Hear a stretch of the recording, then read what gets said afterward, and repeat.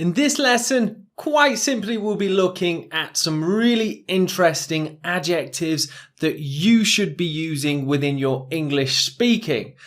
So we'll review a little bit of our understanding of adjectives first, and then I'll share a list with you of just a few different adjectives, and we'll do a live speaking video and I'll give you some more examples. So in terms of review, we mention it all the time. Adjectives, they're a super important part of the English language. And really, it's something that we have to begin working with pretty much straight away when learning English adjectives. Same in many languages. But that doesn't mean that we have to stop once we develop a lot of skills.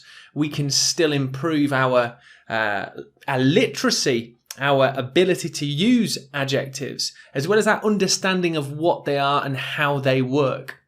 So, simply put, they are used to modify or describe a noun. So, depending on the adjective used, it basically tells us the information for the noun. And the way it modifies a noun or describes a noun is really in many different ways. But the most important reasons are quantity, adjectives of quantity. There are 16 passengers on this service today. So there we have an adjective to say the noun, passengers, there are 16 of them. Adjective of quantity. Adjectives of quality, used all the time, super important. Hey everyone, I had an awesome idea this morning. Adjectives of quality. Adjectives of size, used often as well. Sorry to say, but there's a huge queue at the post office. And another really common use of adjectives, colour, of course. This is a green pen. So they're just some common examples, but there are other reasons that we would use adjectives. But really today I'll be concentrating on adjectives of quality, as well as just a few adjectives in terms of describing people. So let's take a look at that list now. So we have right at the bottom end, poor quality, right at the high end, best quality. And also some language for people too. So let's have a quick look through this list. In terms of poor quality, synonyms for bad or worse, we have awful, shocking, terrible. And shocking especially is an interesting piece of vocabulary and very colloquial in sound. Best quality, awesome, magnificent, exceptional. Exceptional and magnificent, slightly more formal. Awesome being something maybe you could use in more relaxed situations.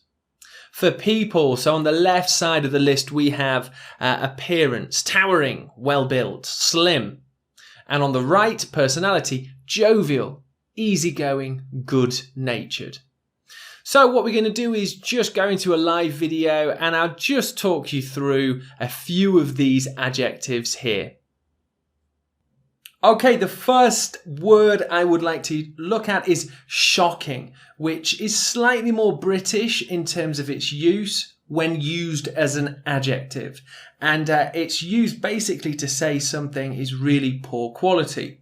Service, whatever service you are receiving, could be one of those things. My internet service provider really have shocking customer service. There we're using it as an adjective to say their service is very poor. The service at the restaurant is just shocking. The waiters here are shocking. They're really poor in service. So that's a really good adjective to have in your language bank. Shocking. In a similar way, we can use the word exceptional. Now, exceptional is the complete opposite of shocking, and we can still use this in terms of discussing service.